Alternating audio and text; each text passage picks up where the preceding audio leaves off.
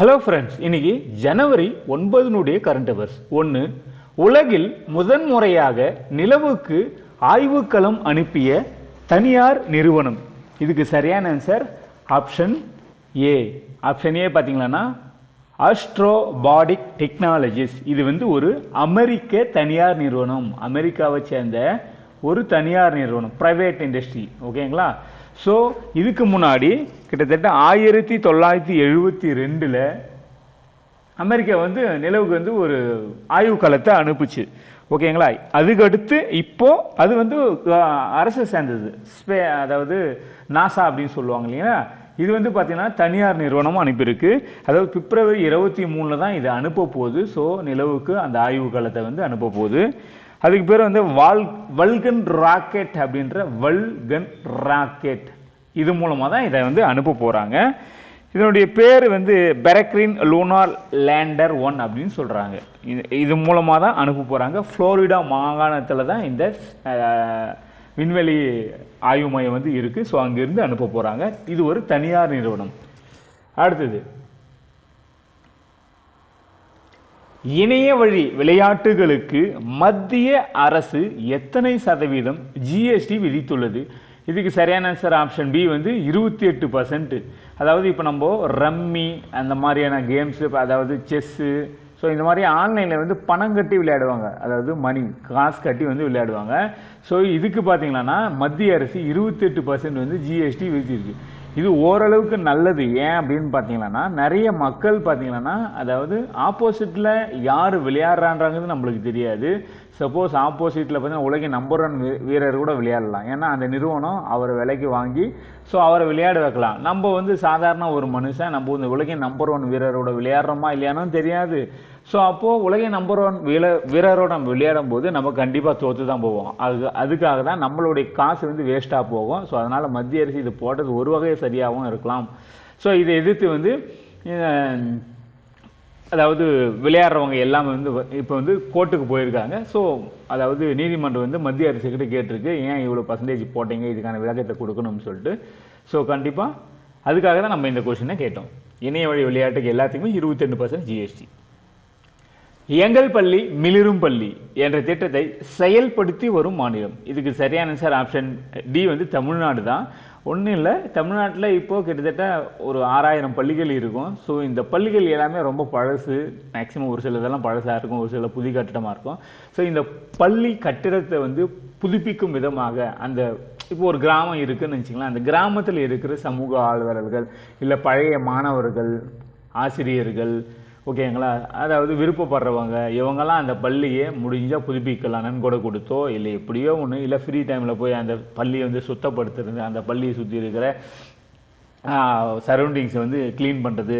So இந்த மாதிரி ஆக மொத்தம் அந்த பள்ளியை ரொம்ப அழகாக வச்சுருக்கணும். அதனால் எங்கள் பள்ளி மிளிரும் பள்ளி. அதே போல் அந்த பள்ளியினுடைய கட்டமைப்பு ரொம்ப ஓல்டு கட்டணமாக இருந்தால் அதை இடிச்சிட்டு ஸோ மக்களுடைய நிதியோட புதுசாக கட்டுறது. கவர்மெண்ட்டும் அதுக்கான நிதியை ஒதுக்கும், இருந்தாலும் மக்கள் முடிஞ்சால் கொடுக்கலாம் அப்படின்ற மாதிரி அதுக்கான திட்டம் தான். ஆக மொத்தம் அனைத்து பள்ளியும் சுகாதாரத்துலையும் சரி, சுத்தத்துலையும் சரி, அதாவது கிளீன் ப்ளஸ் சுகாதாரம் ப்ளஸ் பார்த்தீங்கன்னா அந்த கட்டடத்தில் வலிமை எல்லாத்துலேயுமே நம்பர் 1 இருக்கணும், ஐ மீன் நல்லா இருக்கணும் அப்படின்றதுக்கு அனைத்து பள்ளிகளும். அதுக்காக தான் இந்த எங்கள் பள்ளி மிளிரும் பள்ளின்றது தமிழ்நாடு அரசு கொண்டு வரும். இதன் மூலம் எல்லா பள்ளியும் பார்த்தீங்கன்னா ரொம்ப பாதுகாப்பாக இருக்கும். அடுத்தது, கர்ப்பிணிகள் மற்றும் பச்சிள குழந்தைகள் மருத்துவ கண்காணிப்புக்கான தமிழக அரசு அறிமுகப்படுத்திய மென்பொருள். இது சரியான ஆப்ஷன் டி, பிக்மி 3. ஒன்றும் இல்லை, இப்போ ஒரு பிரசவம், அதாவது ஒரு பெண்மணிக்கு ஒரு பிரசவம், அதாவது குழந்தை பிறகு ஸ்டேஜ் இருக்கும்போது அந்த குழந்தை உள்ள வயிற்றில் எப்படி இருக்குது, ஸோ அது எந்த நேரத்தில் வெளியே வரும் அப்படின்றமான அந்த கணிப்புகள். ஸோ இந்த பிக்மி 3.0 சாஃப்ட்வேர் கொடுக்குன்றாங்க. இதன் மூலமாக குழந்தைகள் சப்போஸ் உள்ள குழந்தை குடலில் சிக்கிட்டு இருக்கலாம். ஸோ அப்போது அவங்களுக்கு ஒரு ஐடியா கிடைக்கலாம் மருத்துவருக்கு அதை எப்படி வெளியே எடுக்கணுன்றது. ஸோ எப்போ பிறக்குன்றது எல்லாமே இந்த சாஃப்ட்வேர் அலர்ட் கொடுக்கும், எச்சரிக்கை கொடுக்கும் அப்படின்னு மாதிரி சொல்கிறாங்க. இதனால் உயிரிழப்புகள் அதிகமாக தவிர்க்கப்படும், சுகப்பிரசவம் அதிகமாக நடக்கும். அடுத்து, பிரதான் மந்திரி பாரதிய ஜனசௌதி பரியோஜனா என்ற திட்டம் எதனுடன் தொடர்புடையது? இதுக்கு சரியான ஆன்சர் ஆப்ஷன் பி, மருத்துவத்துறையோடு தொடர்புடையது. அது உங்களுக்கே தெரியும், மக்கள் மருந்தகம் அப்படின்றது அந்த திட்டத்துக்கு பேர் தான். இது இந்தியில் வச்சுருக்காங்க, மக்கள் மருந்தகம் தமிழில். மருந்தகம். அதுக்கு பேர் தான் இது பிரதான் மந்திரி பாரதிய ஜன உசதி பரியோஜனா. அதாவது உங்களுக்கே தெரியும், மக்கள் மருந்தகம் அதிகமாக பார்த்தீங்கன்னா இப்போ சிட்டியில் இருக்கு. இப்போ காஞ்சிபுரம், சென்னை இந்த மாதிரியான சிட்டிகளில் வந்து நகரங்களில் வந்து இருக்குது. ஸோ அப்போ நகர ஏழைகள் வந்து இதை அனுபவிக்கிறாங்க. ஓகே, இப்போ பார்த்தீங்கன்னா அதாவது சானிடரி நாப்கின் பார்த்தீங்கன்னா ₹1 கிடைக்குது. ஓகேங்களா? ஸோ இப்போ கிராமப்புறத்துக்கு போகணுன்றதுக்காக கிராமப்புறத்தில் இருக்கிற விவசாய கடன் சங்கம் அப்படின்னு சொல்லிட்டு ஒவ்வொரு கிராமத்தில் வந்து கூட்டுறவு சங்கத்தில் இருக்குன்னு நினைக்கிறேன், சரியா எனக்கு தெரியல. ஸோ விவசாய கடன் சங்கத்தில் ஸோ அவங்க மூலமாக இந்த மக்கள் மருந்தகத்தை விற்பனை செய்ய மத்திய அரசு முடிவு செஞ்சுருக்காங்க. இப்போ நாடு முழுவதும் இப்போதைக்கு டெம்பரவரியாக 241 விவசாய கடன் சங்கங்கள் மூலமாக இந்த மருந்துகளை விற்கிறதுக்கான ஏற்பாடு நடந்துட்டு இருக்கு. ஸோ இப்போ இதன் மூலமாக அப்போ கிராமப்புற ஏழைகளும் இந்த மருந்தை வந்து பார்த்தீங்கன்னா வாங்கி யூஸ் பண்ணலாம். இதுவரை நகர்ப்புற ஏழை தான் அதிகமாக அனுபவிச்சிருந்தாங்க. இப்போ அதுவும் தொடரும். ப்ளஸ் கிராமப்புற ஏழைகளுக்கு இப்போ இது புதுசாக ஆரம்பிச்சிருக்காங்க. ஸோ அதாவது கிட்டத்தட்ட பார்த்தீங்கன்னா ₹2000 வைக்கிற ஒரு மருந்து இதெல்லாம் பார்த்தீங்கன்னா வெறும் ₹200 10ல் 1 பங்கு தான் மத்திய அரசு வந்து பார்த்தீங்கன்னா ஏழை மக்களுக்காக இதில் இந்த மருந்தகத்தில் விற்கிறாங்க. ஓகேங்களா?